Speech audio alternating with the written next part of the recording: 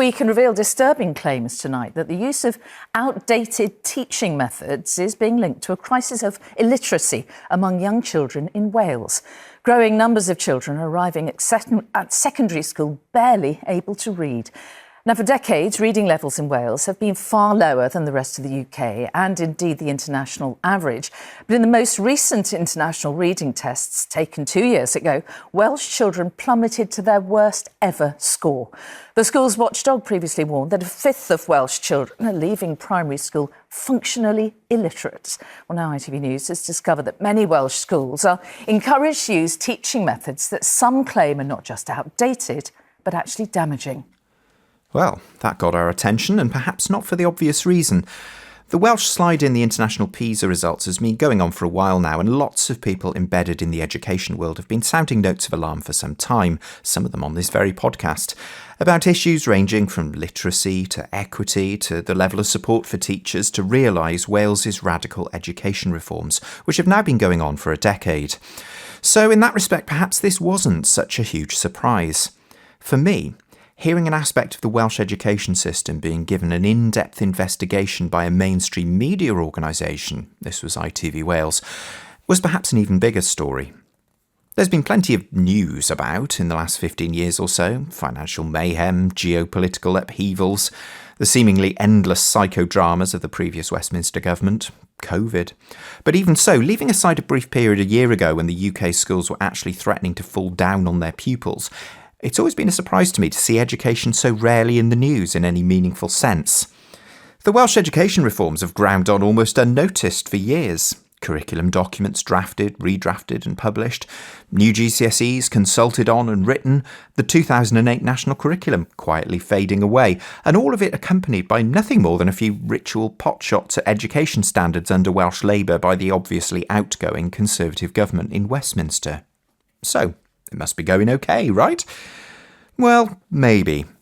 But from the start, we've had guests on this podcast asking some awkward questions from all sorts of angles: curriculum, assessment, equity, post-COVID well-being. I've even thrown a few awkward questions myself, in this case at Jeremy Miles, then the Minister for Education. I suppose the question is, do schools know this? Because what we're hearing is that potentially quite a lot of them don't. And, people are coming to us and saying, my management want me to teach 3 different subjects. And then we point them in the direction of some literature or some research we've done, and they go and have a conversation and realise it's perhaps not the best idea. But is there a kind of joined-up way of making sure that schools by September, or potentially the following September, are going to be in the right bits of that very, very big space at the moment? Well, yeah, I hope that the work that we've been doing in particular, in this last academic year, about providing access to that wider range of best practice, resources, guidance, is helping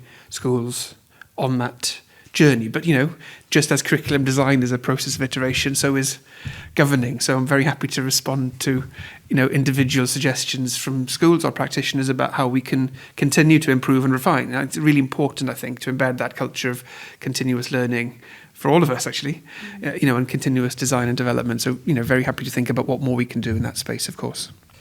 Fellow podcasters and education consultants Impact Wales have certainly been worried for a while, judging by their online commentary. And a couple of months ago, the new Cabinet Secretary for Education, Lynn Neagle, who took over from Jeremy Miles, admitted there was still too much variability and a need for more support, while not being especially specific about what that support might actually look like.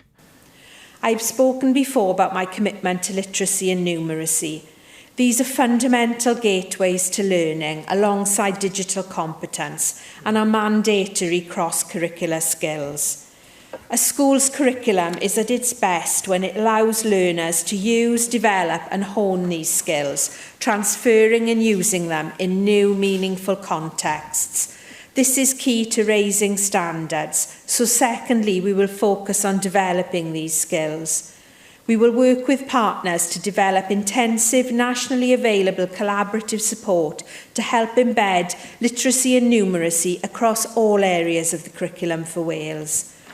So for me, the main surprise was that it's taken this long for someone to have a dig around. In this special reaction episode, I'm going to resist the temptation to get involved in the so-called reading wars or to blindly bash Curriculum for Wales. But what I do want to do is zoom out a bit, see the bigger picture of what this report might tell us about what's going on out in the country as the system continues to try to implement the Curriculum for Wales. Emma's busy teaching today, so hopefully you'll come along with me to try and find out what's going on with Curriculum for Wales.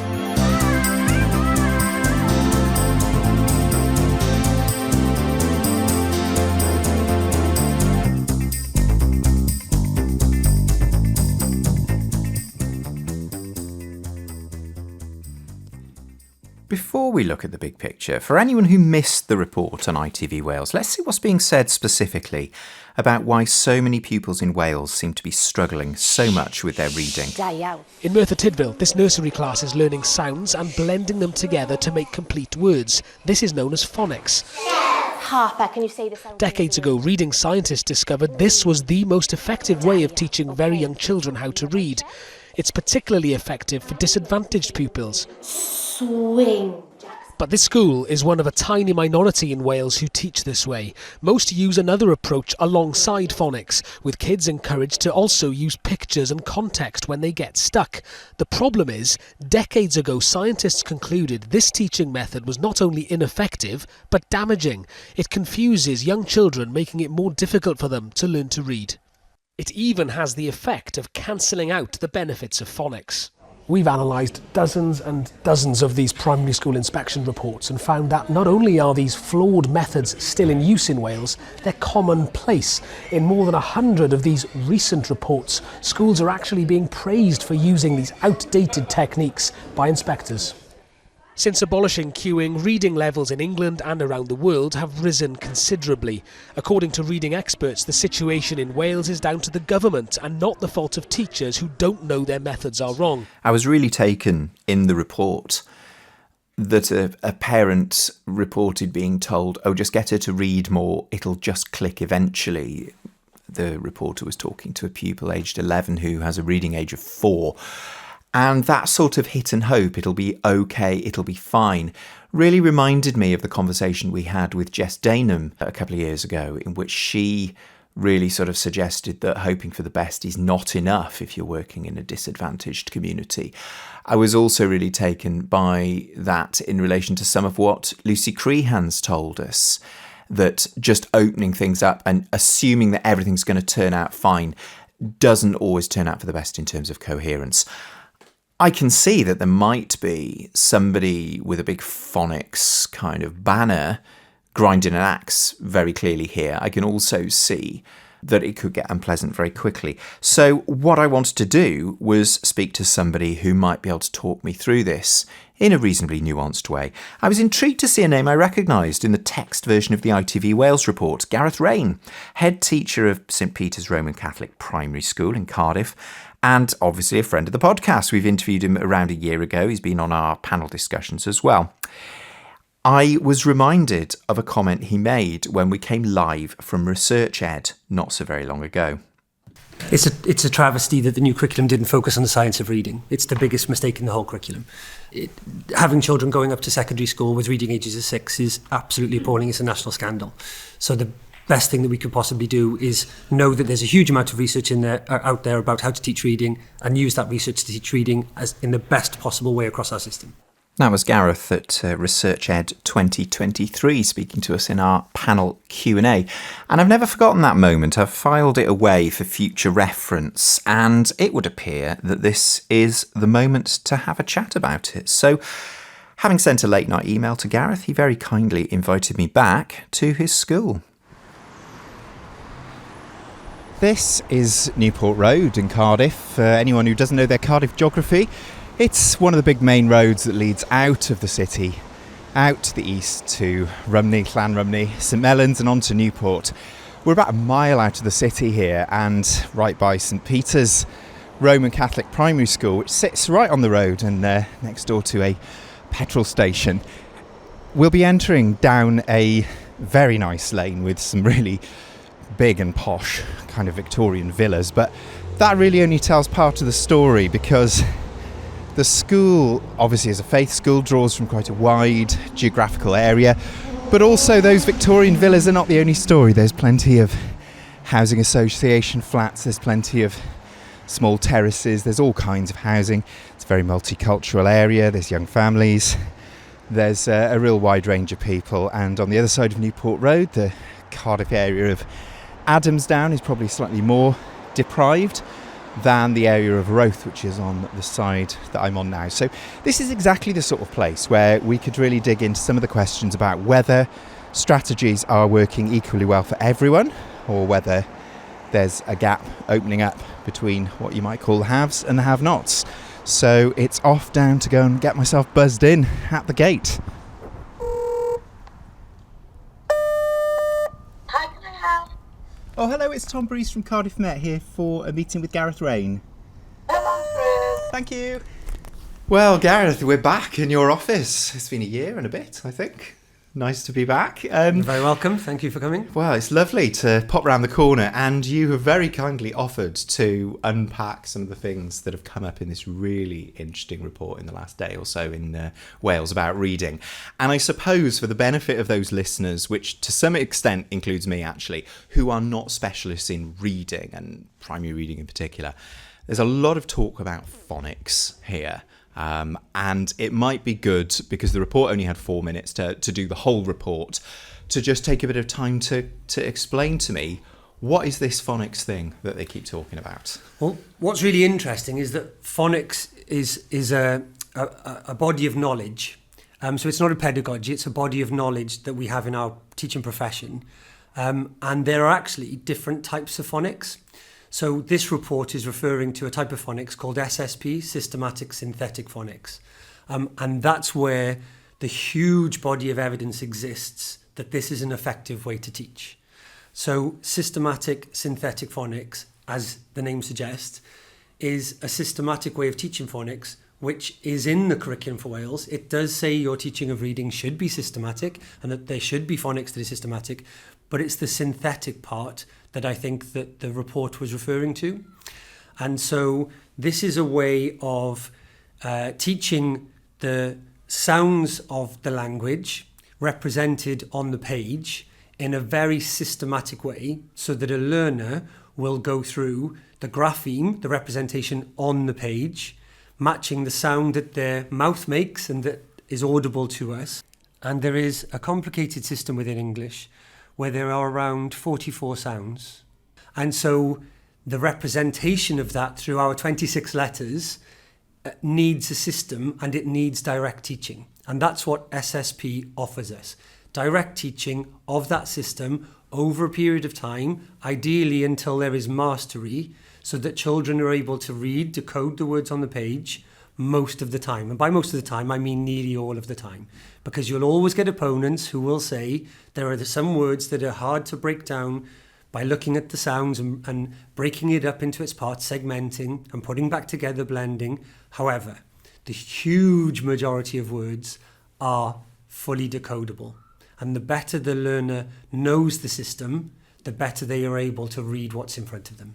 Because I was going to say English is a funny language, isn't it? I was thinking about, I learned a bit of German in my day, and I've learned a bit of Welsh, and the beauty of those languages is they tend to do exactly what the letters say pretty much all of the time. So there's a sort of system is there for dealing with things like here and bear and earth and all of those which have Absolutely. the same sort of combination of letters, but they sound different. Yes, and there are 44 sounds within the language, but the representations on the page are more than 3 times that. Oh, yeah. So it's that understanding of that. So, for instance, one way of representing the sound A has multiple options for a child. So when they're trying to hear A and then want to know how to spell it, because of course this isn't just reading, it's also writing aspect of it, they have to go through those options within their mind.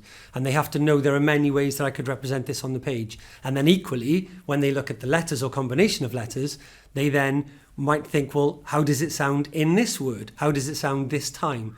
And that direct teaching of this in a systematic phonics method, an SSP method, will help them with that greatly. And this works for the nearly all learners, and there will always be some opposition where some people will say, it didn't work for my child, or it didn't work for this child in this class, or it didn't work for this school, but the body of knowledge that we have, the overwhelming research is that this is the best way to provide a foundation to the teaching of reading.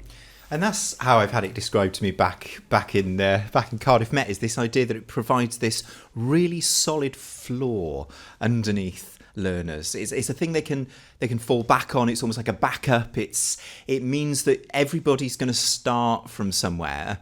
And then there's other ways, I guess, that you can also develop your reading once you've got that floor. So Yeah. what are the other kind of bits of knowing how to read? Sure. Well, even within decoding itself, which sits under a term of word recognition, there are other parts to word recognition. So there's the sight reading part, there's phonological awareness part of that, and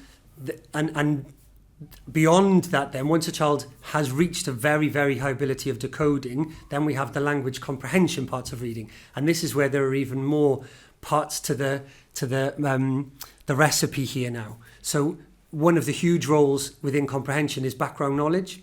So the more background knowledge a child has about what they're reading, probably the better they will be at reading that piece. So if I know all about football and I'm reading about football, I can probably understand all of the terms. Offside, what that means, full time, what that means, and so on. And so this will be the case whatever somebody is reading, the greater the background knowledge, the higher proficiency they will have with that piece. Again, that's only one element of this. We have the vocabulary itself. So whether it's terms, individual words, the wider the breadth of the vocabulary have, and then the deeper the knowledge of those words and all the different connotations of those words, again, the better able to read that piece. So SSP that the report focused on is a hugely important foundation of reading, but there is a lot more besides that also needs to be taught. And I remember, actually, this synthetics phonics thing, I remember it being in the discussion around education in England. I think before I even started to teach, it being in the news in the sort of early 2000s, is that right? So there was something called the Rose Report. And the Rose Report was really important in the education system in the UK at that time. But then, of course, particularly for England and through devolution, our paths kind of diverged. And so the Rose Report had looked at studies and they had found that the best ways to teach reading used SSP as a foundation. And from there, it became government policy within England that schools had to adopt an SSP programme within their practice.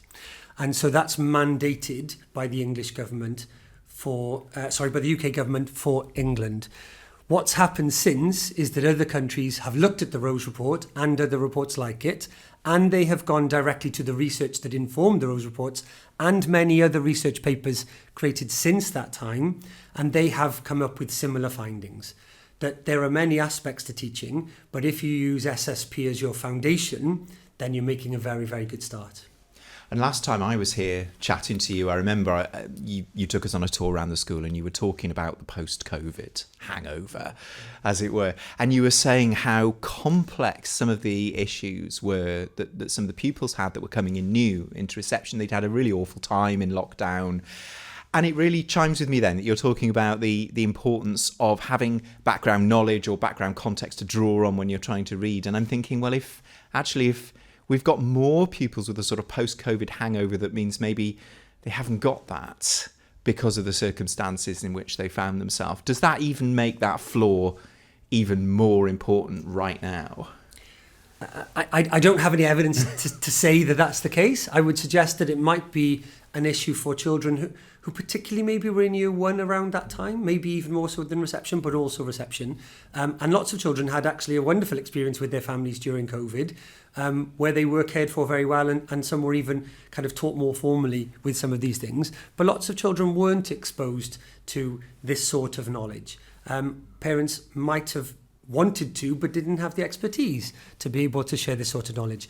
In our online lessons, actually at St Peter's, we focused on this.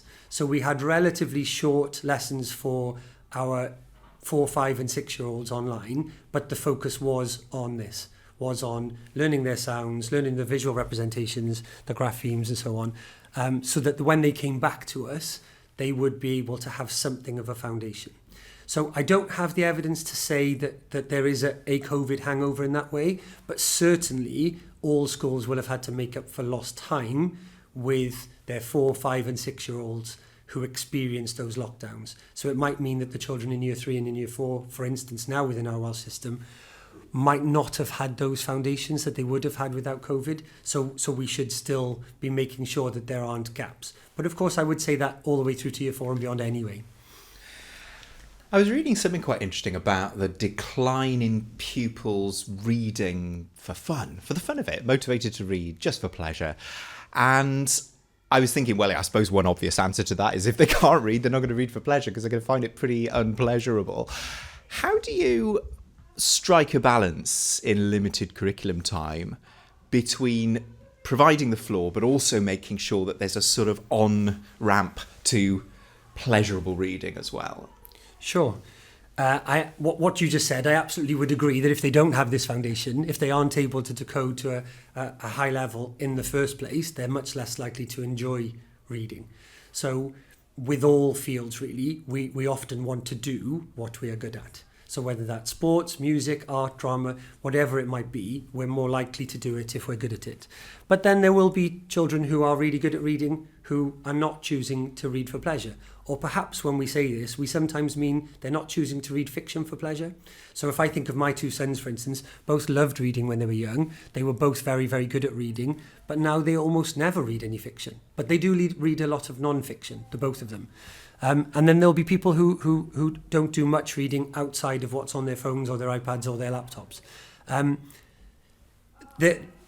The ability to read well doesn't mean that you will want to read later for pleasure, but it gives you a much, much better chance to do so. But I think the idea around, is there a decline? First of all, I don't know whether there is a decline about reading for pleasure, but the reasons I'd say would be multifarious. So probably having a digital device in your hand at all times that encourages you to read for short periods and then watch a video, or read for short periods and then click a link somewhere else, probably has a big impact on that. Chatting to somebody up at Cardiff Met who knows more about this stuff than me, I was quite struck by the point that they made about the fact that how important it is, in their opinion, for a school to do the research, come down on a philosophy which is backed up, come up with a consistent approach, and then absolutely apply that consistently school-wide. And I thought, I bet I know someone who does that. And you were named as well in the report as, reading ages here are pretty good by the look of it. So what does learning to read look like here? At St Peter's, we follow a structured programme. Interestingly, for St Peter's School, it isn't actually one of the programmes on the approved list in England, but it's because we've chosen an international programme. So it comes from the United States. So it isn't an organisation that's gone to the English government to say, please approve us. So ours is taken from the United States. It is based on not just SSP, but is based on the wider science of reading. And this is why I chose the programme when I brought it into my last school and then also into this school, because it looks at all the elements of the science of reading. So what's often referred to as the parts of the Scarborough reading rope. And the Scarborough reading rope is broken down into 2 wider sections. That would be that language comprehension section that I've spoken about, and also then the word reading ability. And the program that we use, the core knowledge curriculum from the US, it actually has 2 main arms. And the one arm is called skills, and it's about skills units. So it's being able to read, it's having that sight recognition of words, which isn't, by the way, the same thing as using flashcards. There's a very clear and important difference about using flashcards to teach whole words at the same time. But also, and I find this, the way that it teaches the language comprehension is perhaps unique. As well as their skills lessons when they are reading and learning to read about reading and then reading to learn, they also have a read aloud, a regular read aloud. So we use 3 a week here. And the read aloud, so when teachers read from a script, but it's like listening to a story, and they show slides on a screen, which are nearly always pictures or maps or diagrams and so on.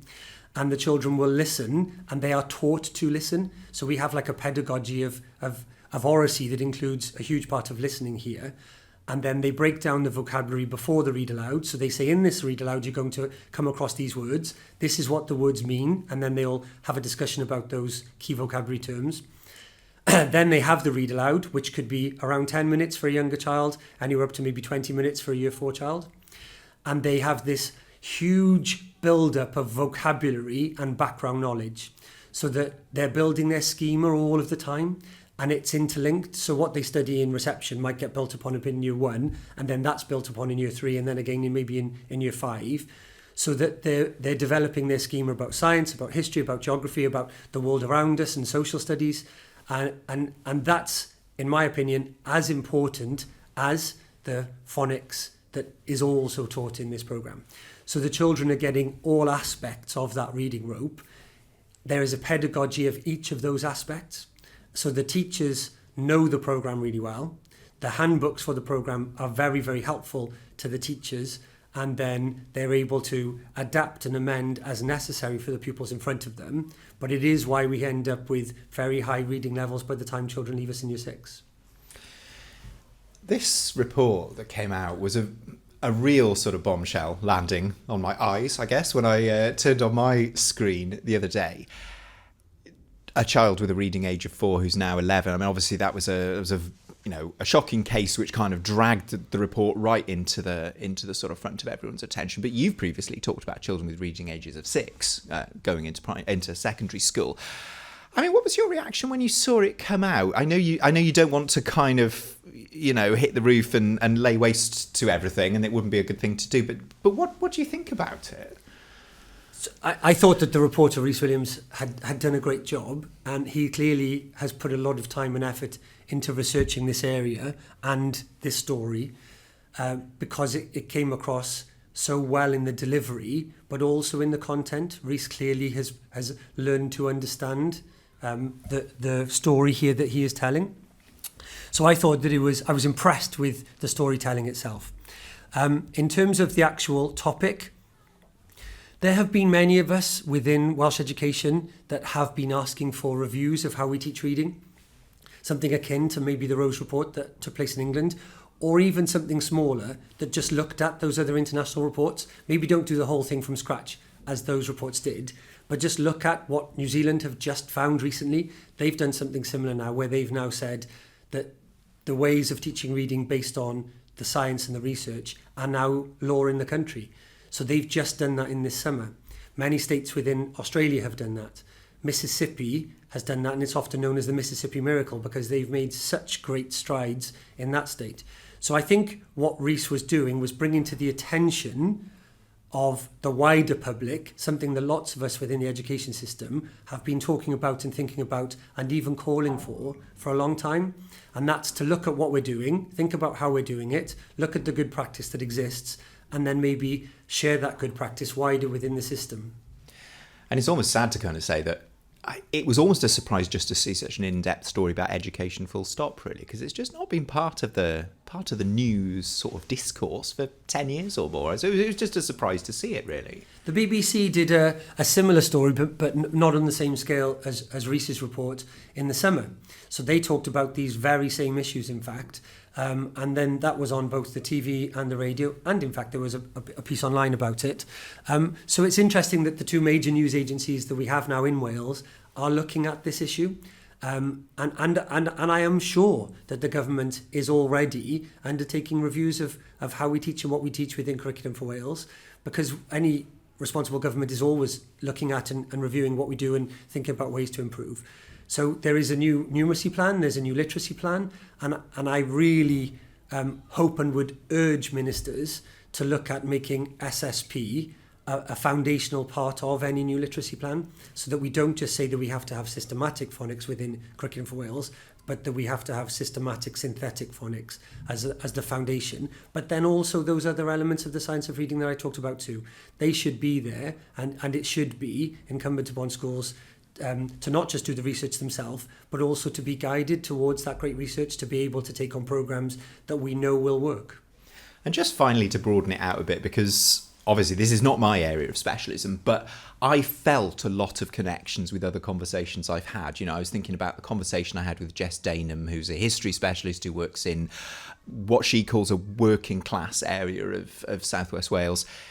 She, a little while ago, was saying, we can't just sort of hit and hope. It's not enough to just hope it's all going to be okay or tell ourselves it's going to be okay. Chatting to Lucy Crehan multiple times, the best-selling author, and her talking about the dangers for equity of just assuming everything's going to be okay if we just hope. And actually, the kids who've kind of got a reasonably charmed life probably will be, and the kids that maybe have got less of a charmed life might find that gap widening. Work that we've done in Cardiff Met, where we've really dug into curriculum for Wales and gone, yeah, it can be good, but it's actually really hard. There's a lot of work you've got to do. Have we got time? Have teachers got time? Do you think there are any lessons here for those of us who are perhaps not reading specialists, for things to just watch out for, or things to beware of, or things to do, or things to demand?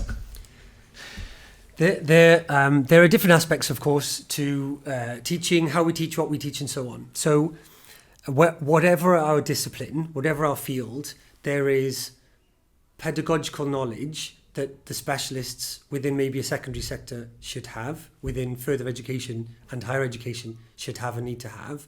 And then even within primary, we should be given the information about those things. So even if we don't have the specialists under each area of the disciplines that sit within the areas of learning, it should still be readily available to us. So we have disciplinary knowledge that we need, and we have a lot of freedom to be able to work on this curriculum, but without perhaps a lot of expertise to be able to develop what is a very open curriculum into a great enacted curriculum within our classrooms and within our schools. And so that freedom comes with opportunities, but it also comes with risks. And so my colleague, a head teacher down in Swansea, Damien Benny, he says there are 1,200 ways to get it right with Curriculum for Wales and 1,200 ways to get it wrong. And what we as a profession need to focus on so much is, do we have the knowledge within our system to be able to make each of those ways a good way or the best way for that school? And I think that if we are given very, very good information and research that is disseminated to us, that comes with excellent training, and lots of the training from CSC that we've received at St Peter's School has been based on the best knowledge available to us in these areas, then that gives us the best opportunity to do a great job. And just back within your specialism, you showed me a book which underpins a lot of what you do. So if anybody is a phonics person or a learning to read person, what was your big recommendation? Yeah, so there are so many great books I've read on reading from people like Dan Willingham, specialists within universities often, but an easy to read book I think is called The Art and Science of Teaching Primary Reading, and it's written by Christopher Such, and Christopher is such an interesting guy. He developed an interest in the teaching of reading, and then he is a very intelligent researcher and has taken as much direct research from the reports themselves and then also from those macro studies, and he's put it together in such an easy to read way that it's just like one perfect handbook for a primary school. But I would argue equally, all teachers are teachers of reading, and I'm sure that the Welsh Government has that view too. And so even though it says the art and science of teaching primary reading, I would argue that all teachers in any sector and at any age really should be looking at this book, because it breaks down all those elements of the science of reading, the reading rope I mentioned, tells us what they are, tells us what the research suggests will work, and then tells you how to do it within the classroom. It really is in a one book, like a full copy that will allow you to go and do a great job within your classroom, within your department, and within your school. 1,200 ways to get it right and 1,200 ways to get it wrong. And cherish and celebrate your subject specialism. There's quite a few really important messages there. Thanks, Gareth, for letting me come back. You're welcome. Thanks, Tom. It's always interesting to chat to Gareth about what he does in his school, because you know you will always get clarity in terms of what goes on and why it goes on. And actually, when you do look at a lot of the quite vitriolic debate around this stuff, it's so easy to characterise people as being traditionalist or progressive or whatever it may be. And it is when you actually sit down and discuss the nuances that you discover that actually things never quite are as simple as they seem. It's interesting to note that that school was in special measures just a couple of years ago. So an interesting journey there for Gareth, and he's made some points clearly there about what he thinks and what needs to happen. Tellingly, because of course one of the other features of the education reforms is a sense that perhaps the various people involved are more on the same side than they might be in England. There's less of a sort of punitive atmosphere. It's interesting to see people are keen not to really let rip, which is maybe why it's taken as long as it has for one of these news stories to come out. But there is an increasing appetite now to really take on these low standards, these low PISA results, these concerns about lack of detail, and to do something about it. With that in mind, I contacted another friend of the podcast, Dr. Gareth Evans, who is the Director of Education Policy at Athrova, Trinity St David Carmarthen, and I asked him what he made of this report and what the wider implications might be for the curriculum reforms. Recent reports into the state and teaching of reading in Welsh schools are, I think, a good representation of a much broader problem related to curriculum for Wales and purpose-based curriculum more generally. A rowing back from prescription can on the one hand be liberating for both pupils and teachers in that it allows for more personalised learning journeys tailored to individual need, but at the same time it by definition opens the door to variation and difference, which poses a fairly obvious yet no less challenging question around tolerance and how far schools are able and allowed to veer from what might be considered acceptable to those responsible for ensuring equity of experience. We know that what we teach and how we teach it will change and is changing under the banner of Curriculum for Wales, but it is important that everyone working in compulsory education knows what this means in practice. In short, we need to decide what all pupils need to know and what all teachers need to do so as to give all in our education system confidence that they are doing the right thing. In the case of reading specifically, this might mean a mandated approach to the teaching of phonics, better resourcing, or more structured involvement of parents and the wider school community. But whatever way you look at it, Wales's reading scores don't make for pretty reading, and it's clearly an area that requires urgent intervention. We've made compulsory the teaching of Black, Asian and minority ethnic history, Welsh history and Cynefin, and given the centrality of reading to all we do in education, it seems entirely reasonable that tried and tested approaches to its teaching are made universally available to all in Wales. Some might see this as government creep, but I see it more an acknowledgement that some things are not open to negotiation. England's markedly better reading scores can be traced back to the Rose Review of 2006, which emphasised the importance of phonics in teaching word recognition. More recently in Scotland, which is so often the standard bearer for what we in Wales are doing, new targeted resources have been released and endorsed by Education Scotland to support practitioners who teach young children how to read. But on the basis of recent statements, it appears that our newly reinstated Education Minister has a good grasp of the problems inherent in our new curriculum, and I welcome the fact she has used the first 6 months of her tenure to reach out and speak to people in Welsh classrooms. I've every confidence actually that she will act on what she has heard and take positive steps to redress our decline.